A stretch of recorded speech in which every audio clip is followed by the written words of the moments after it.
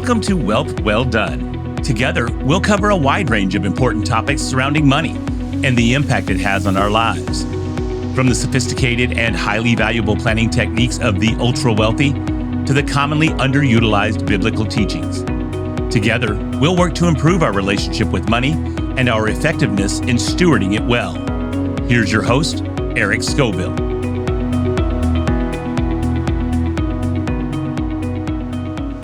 Welcome to the 20th episode of the Wealth Well Done podcast.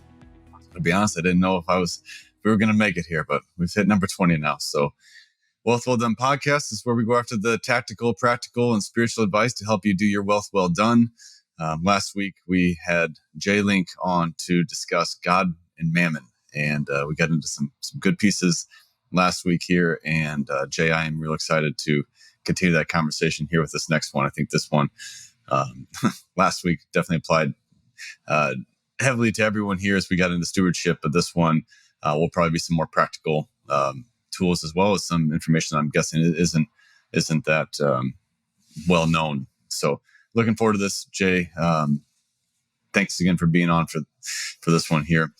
As we get into this disclaimer, as always, please take this as not as financial advice directly to you, but as a resource for you to grow in your knowledge and then work with your financial team, pray into this and decide how this should apply to you.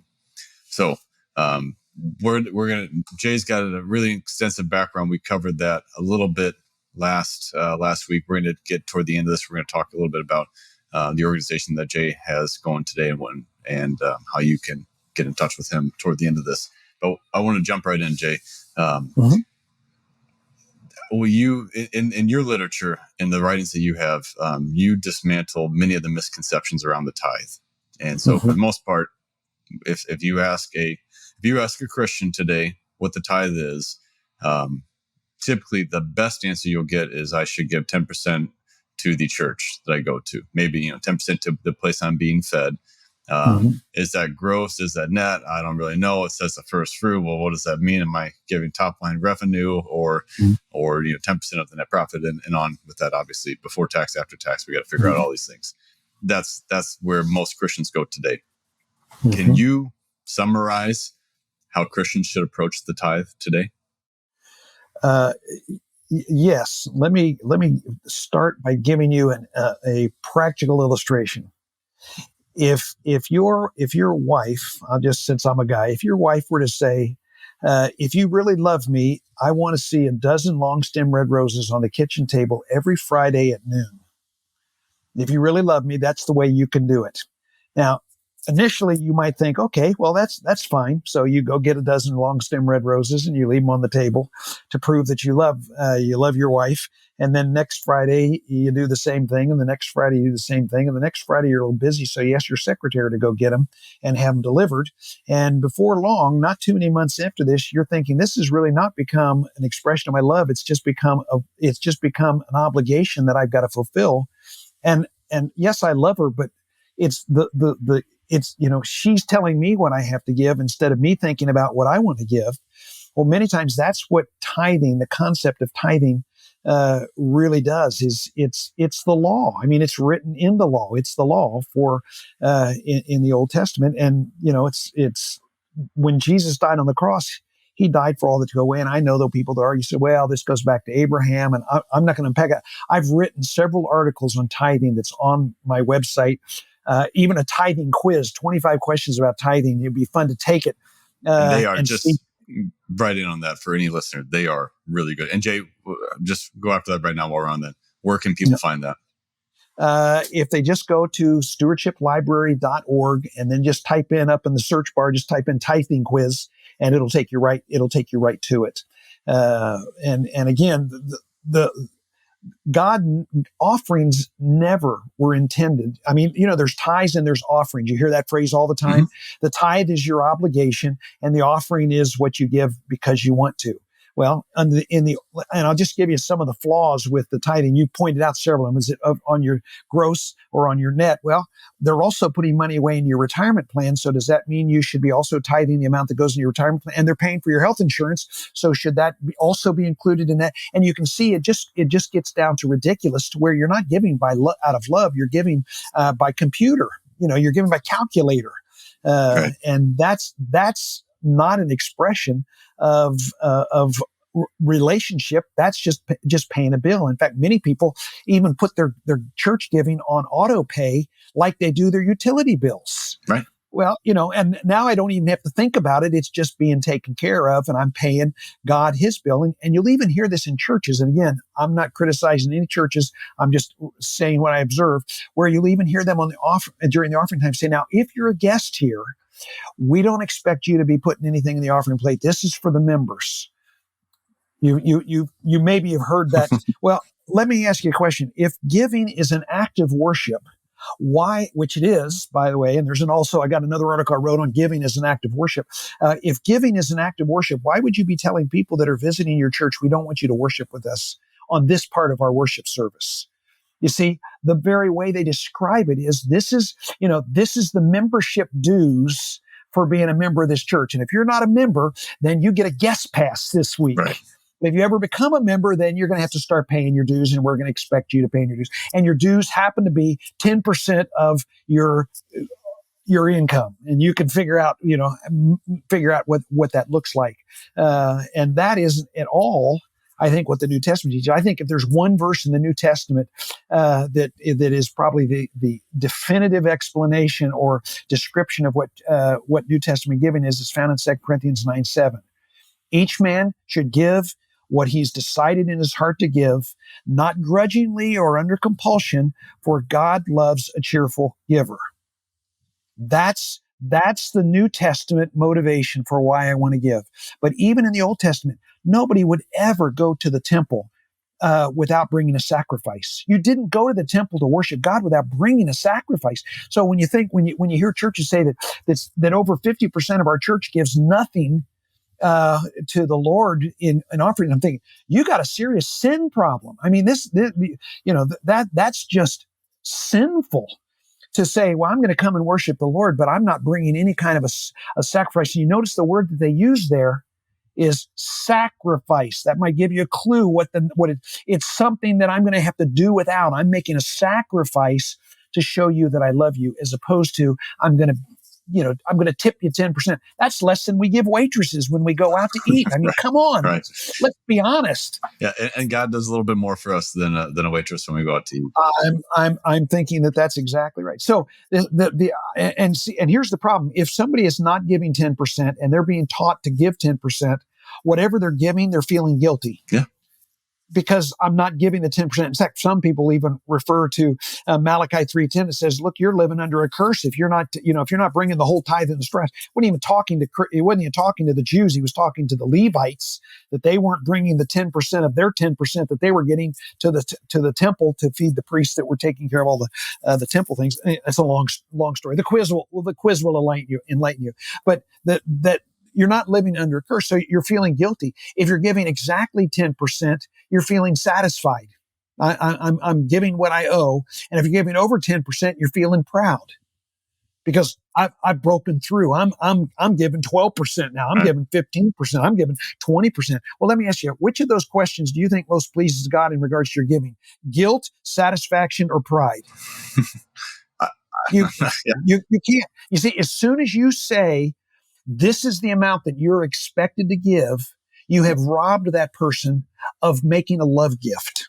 Which even in the Old Testament, then when you get to the offerings, they got to bring offerings, that's right. And I've heard commentaries. I've never gone through and tried to calculate this myself. I've heard commentaries from others that those offerings, when it talks about the tithe and offerings, like you might be talking anywhere from what may equate to, and I don't know anything on how solid these numbers are, but 40 to 60% of what someone might have made could go toward offerings with that. So unless you've got better, more detailed numbers on what you do outside of that, like I'm not trying to tell people that's the standard here, but I just know it's bigger than.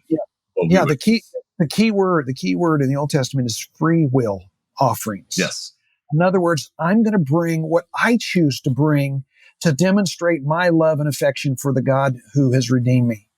You know, it's just like, if the wife says, give me a dozen flowers every week, well, it doesn't take long before that's not an act of love. That's just filling your responsibility and your obligation. It's just duty. And you don't want to suffer the consequences of not having a dozen long stem red roses on the table at noon on Friday because your wife's going to be furious with you if you don't have those there. Well, that's not the kind of relationship that God is calling, and that's not the kind of giving that we're talking about. But then you add on top of that we're not giving back to God what he's given us, okay? Because it's not ours to give back to him. We're just simply making available some of his resources for his purposes of all the resources that we manage for him. It really changes the whole feel of what giving should really be all about. And I think, somebody says, well, how much should I give? Every man should do what he's decided in his heart to give, not grudgingly because you have an obligation, or not under compulsion because you're gonna suffer. You're gonna have all kinds of horrible things happen to you, but you give it out of a joyful heart. And the key things, and you may or may not know this, Eric, but the word where he says God loves a cheerful giver, the word cheerful there is the word hilarion in the Greek. It's where we get the word hilarious. Okay. God loves a hilarious giver. Now, I can just tell you right now, when my wife tells me I owe her something, I don't get hilarious about it. But when I can think up something special that she's not expecting, that's more than she would have expected, and it's going to be a blessed surprise to her, I can get pretty wound up about that. Wow. And that's because we're in a relationship with him. He's not the judge or the bill collector. He's our God. And so we want to be free to be able to give as much as we want, as much as we can, and make sure, and as a demonstration, look, I just want you to know that without you, I wouldn't have any of this stuff. Yeah. This is all yours. And so the question is not how little can I give and get away with and get God not be mad at me. The question I think we need to more fairly ask is, how much should I spend on myself? And one of the best stories, and it's a quick story, but I want to share with you. Back when I was 27 years old, just a young preacher, just fresh out of Bible college, and I was preaching a little small church in Kentucky, and this was a church of maybe that if the place was packed, it'd hold 100 people. A little rural country church. That's I wasn't any big deal. And I was standing up there in the pulpit putting my notes up there some Sunday morning, and Jimmy Mitchell comes running in the front door in the back of the church and comes running up, and he's waving a bill in his hand. And he runs up to me and he holds up this $1 bill, and he says, Jay, look at this. And I said, Jimmy, where did you get that $1 bill? Now, again, this was 55 years ago, but so you got to put it in the context of the $1 bill. And I said, where did you get that? And he says, well, I was mowing our yard yesterday, and our neighbor, Mrs. Jones, she doesn't get around very, very well anymore. I had plenty of time. I decided to go ahead and mow her yard for her at the same time as mowing mine. And when I got done, she came out and she gave me this $1. And I said, first $1 he'd ever made. I said, Jimmy, that's so good. I'm so proud of you. But that's real. That's just wonderful. And he says, Jay, I'd like to give some of this $1 to God. And I said, Jimmy, I know God would be so pleased that you would want to share some of that $1 with him. How much do you think you'd like to give him? And I remember this was like 50 years ago. And I remember just like it was yesterday. He looked into my eyes, and then he looked down at the $1 bill, and he looked back up into my eyes again. And he said, do you think he would mind if I kept a dime? Wow. Do you think he would mind if I kept a dime? Now, can you imagine what the kingdom would look like if that was the attitude that God's people had? Do you think he would mind if I kept 10%? People say, well, what is the right percentage? And I said, I'm going to tell you what the biblical percentage is, but you're not going to want to hear it. Right. And you know what that biblical percentage is? 100%. That's what you owe to God, 100%. Now, ask me, how much should I give of what I owe? You see what I'm saying? Yeah. Because he says you've got to give up everything. When Jesus said, if you want to be my disciples, you've got to give up all your possessions. I don't think he means by that he's telling everyone that you have to give away everything you've got, move in that, put on sackcloth and ashes and live like a beggar for the rest of your life. I don't think that's what he's saying at all. I think what he's saying is, if you want to be my disciples, you have got to surrender the ownership of all the possessions that you have and return them back to the rightful owner, me, and live like they're mine and not like they're yours. If you want to be my disciple, that's what you have to do. And with the rich young ruler, we missed the best part of that story. The rich young ruler comes up. You know the story. Everybody will. What do I need to do to inherit eternal life? Well, you got to keep the. Oh, I've done all of that. Well, the liar. He's a liar. First, Sure. right off the bat.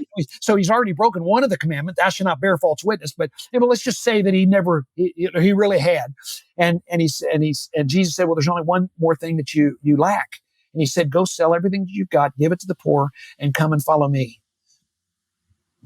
And he went away sad. Now, what we forget, that's the way we hear the story. But there's another phrase in that line that Jesus said that we miss entirely. He said, go and sell everything you've got, give it to the poor, and you will have come and follow me, and you will have treasure in heaven. Jesus was not asking the rich young ruler to give up his riches. He was just asking them to send them on ahead. Right. He said, look, we've got more important things to do right now than you to be managing all of this real estate and all of these investments and all of this wealth and all of these servants. Go get rid of all that and come and follow me. You'll have it later. You'll get it back. And not only are you going to get it back, but you're going to get it back forever as opposed to for the rest of your life here. And then you're going to leave it all behind because there's no U-Hauls behind a hearse. You see what I'm saying? Yeah. So, I mean, the rich young ruler blew a phenomenal opportunity to have both. It wasn't a matter of either Jesus or riches. It was a matter of Jesus now and riches later. And that's what Jesus is saying. Send up your treasures in heaven where moth and rust don't destroy and where thieves don't break in and steal. God's keeping track. When we give money away, he's keeping track of it. And when we get up there, we're going to get it all back. I don't know what that means exactly, but there is going to be a reward, and he's keeping track of what we're doing with what it is that we're managing of his resources. That's both scary and compelling all at the same time. Yeah, well, and the type of ROI that the Bible outlines is, if anyone on earth tries outlining that kind of ROI, then you should run the other way, because it rarely does it work like that. So. Yeah, the only guaranteed return on investment is into the kingdom. That's the only way that you can be guaranteed you're not going to lose money, and you're going to have a return on that investment. Amen. All right, so let's dig. I'm gonna fire some shorter questions at you, because I've got some other stuff I want you to explain. Okay. What is the true purpose of giving? Financially speaking, what is the reason for giving? God owns cattle on 1,000 hills. Yep. Why do we give? Well, first of all, I think the biggest reason is because this is the way we live. And God's saying you can't live like that. You have to live like this. Okay. As someone said once, I can't remember who, it's okay to hold things in your hand, just don't hold them in your heart. Very good. And so this is giving is the antidote to affluenza. It's the only antidote. And if you want to just get some really rich passages of scripture to meditate on and think about, read 2 Corinthians chapter 8 and chapter 9, the whole of both chapters, and then go over and read 1 Timothy chapter 6, starting in about verse 6 to the end of the chapter. It is going to blow your mind, and you're going to find out this is not my idea. This is God's idea.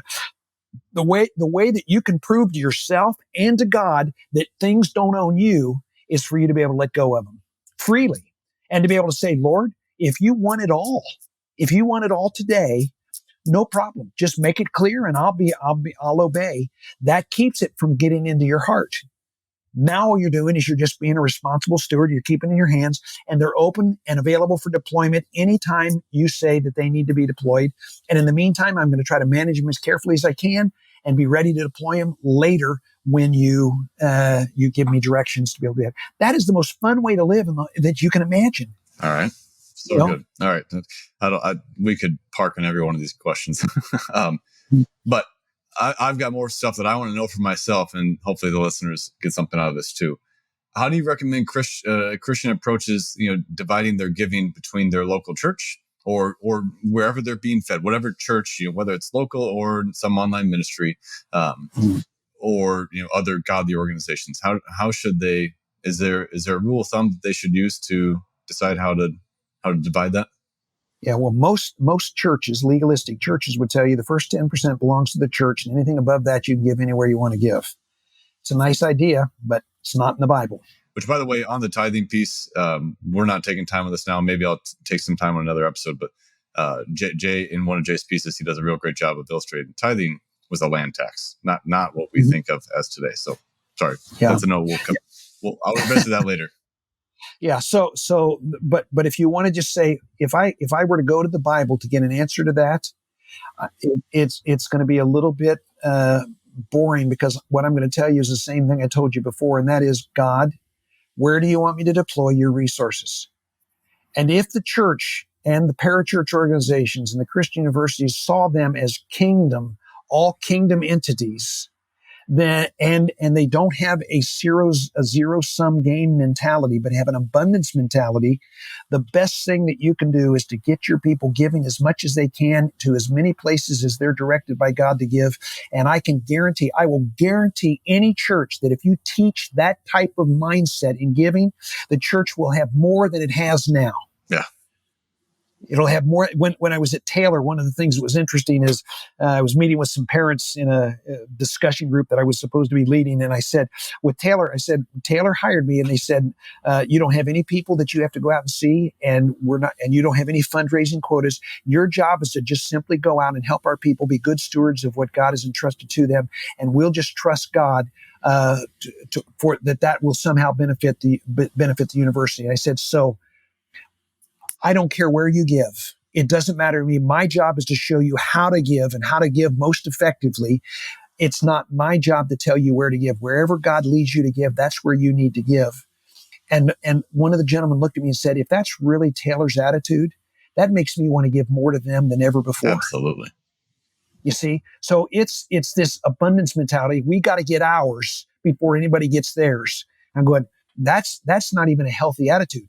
The attitude ought to be, there are billions, trillions of dollars of undeployed funds that are sitting out there. If we just all concentrated on serving people, discipling people, and teaching them biblical stewardship, the floodgates are going to open up and everybody's going to have a surplus.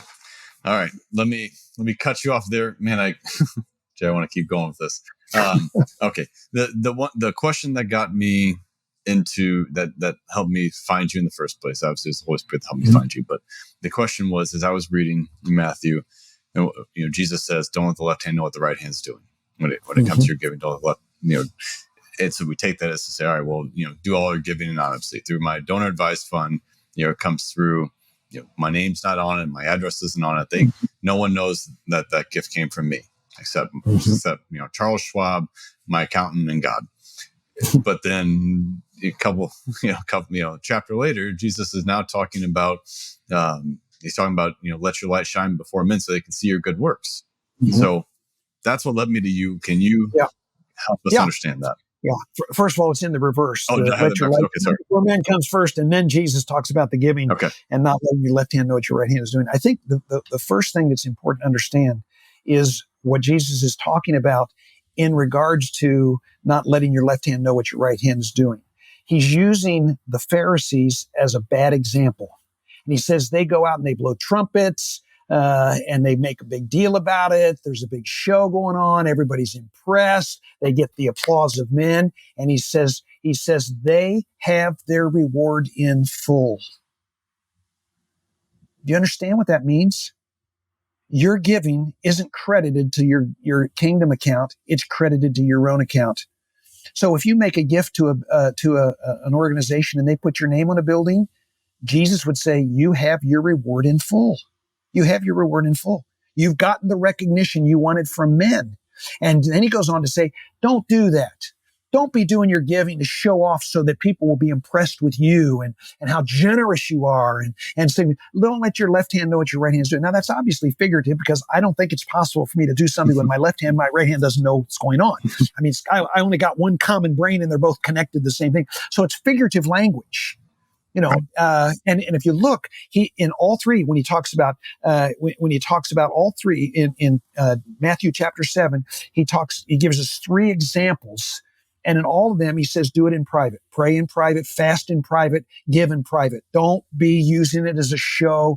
So comb your hair when you're fasting, and don't let anybody know you're fasting, because then you're going to be your reward. You got your reward, and same thing with praying. Don't pray out on the streets. Hallelujah. Let everybody listen to me and everything like that, so that everybody think, oh my, he must be such a spiritual person. He says, go in your closet and pray. So what he's talking about is motivation there for why you're doing what it is, these spiritual things that you're doing. And if it's to get praise of men, he's saying, wrong. You failed the test. Do it. If that's your temptation, do it in private. Do it in secret. Do it alone, so nobody knows that you're even doing it, so that your Father who sees in secret will reward you. Okay, so that's the context of that Matthew chapter 7. Over in Matthew chapter 6:15. 5:16, I'm sorry, in Matthew 5:16, Jesus, again, this is the same Sermon on the Mount, same sermon. So, this is all in one context. He says, let your light so shine before men that they may see your good deeds and do what? So that they will applaud you, so that they will give you praise, so they will think highly of you. What's it say? If I put that, I'm thinking it's so they'll glorify God is what comes to me. So that you will glorify our Father who is in heaven. Yes. Got it. Okay. Got that one right. This one's talking about where the glorification is supposed to go. That one's talking about where the glorification is not supposed to go. Okay. So on the one hand, Jesus is not teaching us that secret giving is the pattern that we always ought to follow. What he's saying is you've got to judge your motives, because I can tell you right now that think of all the great philanthropists that have lived in history, the J.C. Penneys or the R.T. Letourneau, and those people, godly men that were giving 90% of their income away and everything. And what an inspiration they are to thousands of people, right. That you can do it. You can actually do it. Well, would you say that, oh no, the kingdom would be better if those people would have kept that all a secret? Certainly not. No, they would have. We would be poorer if those great, generous people in history would have done it all secretly. Now, here's the key, Eric. Okay, we need to learn to become a reflector and a deflector. Okay, now let me explain what I mean by that. We need to be reflectors of God's love, and we need to be deflectors of man's praise. Okay. So when I give a check for $10,000 to some organization and they want to thank me for it, my response is, don't thank me. It wasn't my gift. You can thank me for being obedient and delivering the check from the Father of lights, from whom all good gifts come, but it's his gift to you, not my gift to you. Right.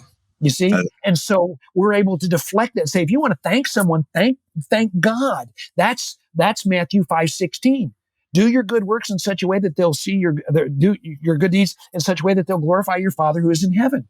I think it's that's the deflecting. We want to deflect man's praise, and we want to reflect God's love. So that, and frankly, I'll tell you, there are times when I think it is not only appropriate, it is absolutely best for you to personally deliver the gift, so that people can see Jesus with skin on.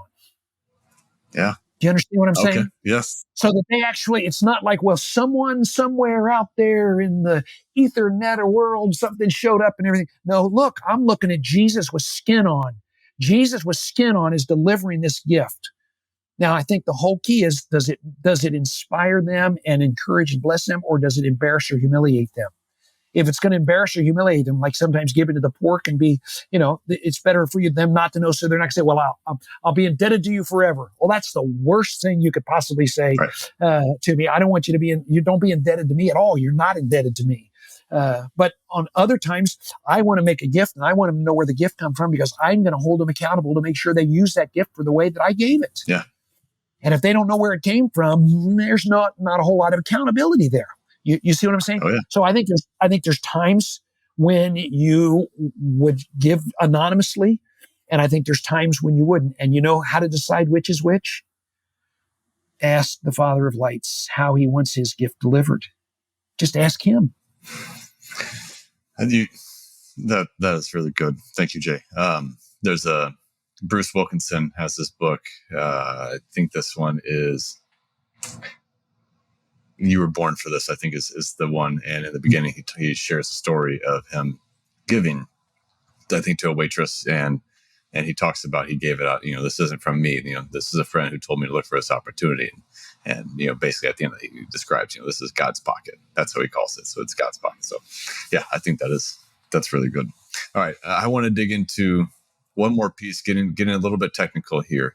Now, you have outlined, you've got a mastered stewardship plan, and I want to encourage people to go to your website. I want to encourage people to dig into the organization and see what this actually means. And so maybe we give us a plug there to that, and then I want you to walk through the example. So in your example, you talked about the creative plan where someone had $17 million could go to the kingdom. $0 go to taxes, and 12 million goes to the children. And so I want you to walk through that. Tactically speaking, how does someone give money away? So we're above, inheritance tax levels here. How does money, or estate tax, depending on which state you're in, but we're above that limit here. How does someone give money away and have it not go to taxes? Yeah. Well, the first thing that people need to understand is that estate taxes are optional, and capital gains taxes are optional. Gift taxes are optional, and only those people who don't know how to do otherwise are going to pay them. Because, and here's the question that I typically ask families: if you had to choose between giving $1 million to the federal government in taxes or giving that same $1 million away to charity and Christian ministries, which would you prefer? They don't have to think about it very long. Not a difficult question. And my question is, well, why do you think everybody isn't doing that? And the reason everybody's not doing that is because they don't know they can. Because their attorney or their accountant or their financial advisor doesn't know that that's even possible. And so they typically don't get paid for it either. Yeah, well, that's a whole nother piece, but we don't need to go into that. The assets under management. If I show you how to give $10 million away, your cash flow is going down. So advisors sometimes have a negative incentive for getting people to be generous going forward. That's another topic. Okay, so back to yours.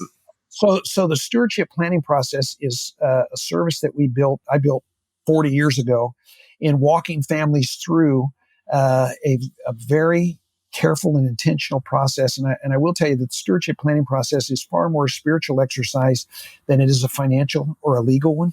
The financial and legal is just the stuff you have to do to make the outcomes be what you want the outcomes to be. But it's really, first of all, identifying, God, what do you want me to do with what you've entrusted to me? And where do you want these funds deployed?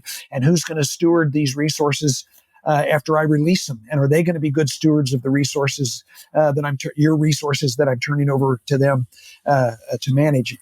And so it's a very intentional, slow, and careful process. And frankly, I can tell you that if you had a client that was a billionaire and he wanted to get all billion to the kids, which probably is not a good idea, but if that's what he wanted to do, I could show him he could pass $1 billion down to the next generation with no gift taxes, no estate taxes, and avoid all the capital gains taxes, and instead be able to give that money away to charity if they would rather do it that way. And so it usually takes us about a year from the beginning to the end process. We work with all the existing advisors. We do a complete analysis of their current plan. Then we design a plan that helps them to accomplish the goals and objectives we've helped them to work up. And then we supervise that plan and help them to implement that plan, to carry it out. Because, and here's a fact, Eric, that I think your folks might be a surprise to them. In 40 years, with virtually no exceptions, I have learned that a person's personal net worth, and remember, it's not their net worth, the net worth that they're managing of God's resources is equal to, or their charitable giving is equal to or greater than their current net worth. Their total giving capacity is equal to or greater than their current net worth. So if you had a family that was worth $50 million, when we get done designing the plan, we're going to be able to show them how they probably have way more than $50 million to give away. Starting now, going over the rest of their life, giving of income, giving of assets, and then testamentary giving, bypassing taxes and funneling those funds over to the kingdom. If 100 million, it'll be at the numbers 100 million. So to give people just a little idea of what their giving capacity is, which most people just, their mouth drops open. They say, you can't be serious. Somebody's worth $100 million. Say, my giving capacity for over the rest of my life is $100 million? The answer is yes. And they said they don't even know how to begin to think about how they would give that kind of money away. And so it is really a profound, life-changing experience to then take these stewardship principles and apply them into planning and doing it from a biblical worldview instead of a secular worldview. So, all right. Is there anything, so I imagine that there are going to be listeners who have talked to their financial advisor, their CPA, their lawyer, and that just doesn't even seem like that. It seems like you're selling snake oil at that point. That doesn't work. Can you, without you giving away, everything and disincentivizing someone to even reach out to you and work with you? Because we want, if people are at this stage and we want that, I want to encourage you to work with Jay. He's the real deal, and with his team there. But can you help someone understand how that actually works to some degree? I think here's a couple of things I would recommend. Number one, I've written several books, but the book that I think would be the most helpful, and it's a relatively small book, and you've obviously read it because you asked the question about that particular case study, is the book called To Whom Much Is Given. And it's a stewardship guide to godly decision making. It's only 10 chapters, but it's the 10 stewardship dilemmas that real high capacity families have. I think that will be a good starting point for you to be able to read. And it's going to talk about some of the, giving capacity, but it's going to talk about all the other things that make making these kind of decisions so difficult to be able to do that. And then if you want to just email me, I would be glad to send you some other materials that explains the process that we take families through. I mean, I'm not personally doing that work anymore. I'm working in another part of our ministry, but we have an entire team of people that does work with high capacity families, helping them to do this kind of planning, and we'd be happy to connect you with them if this is something that you wanted to do. Okay. But and then if you go to the website, I mean, you literally, if you want to, there's a whole section in there on advisor training, and there's 23 classes, video classes that I created to teach financial advisors how to do this very thing that I'm talking about doing, with case studies at the end and all the procedures and everything. So I'm not trying to keep any secrets. There is no secret sauce. I have a sauce, but it's no secret. And I'm telling anybody and everybody about it, because when the tide rises, everybody's boat goes up. Yeah. And that's what I'm trying to do for the kingdom. Okay. How do people get a hold of you? If you want to direct them? Yeah, why don't you just send it to my email, my ministry email, and it's the letter E, the letter G, Jay Link, Jaylink. So it's EGJ Link at stewardship. No, I take it back. That's my old other one. It's the letter J Link, Link, just the letter J Link at stewardshipministries.org. Okay. And you can just shoot me an email if you have any questions, or I can send you some additional materials. And then you can pick up that book, To Whom Much Is Given, on Amazon is probably the simplest place to get that if you want to read a little bit more on this. Okay. Fantastic. Thank you, Jay. Appreciate your time. Appreciate the wisdom, all of the years and hours that you've put into studying this and accumulating this wisdom, and then passing that on. So I definitely encourage listeners to go to these resources and just look through the stuff that it has, especially that tithing one was very well done. And then that, I think when someone gets a hold of that, they'll just understand, oh, there's so much more to this than what I thought. So, okay. Thank you, sir. I appreciate your time. Thank you. Listeners, again, if you're finding value with this, please share with someone else who you think may also benefit from this. So God bless. Take care, everybody. Thanks, Eric. Thank you again for listening to Wealth Well Done. Be sure to subscribe to the show on your favorite podcast player, and together we'll continue to improve our relationship with money and our effectiveness in stewarding it well.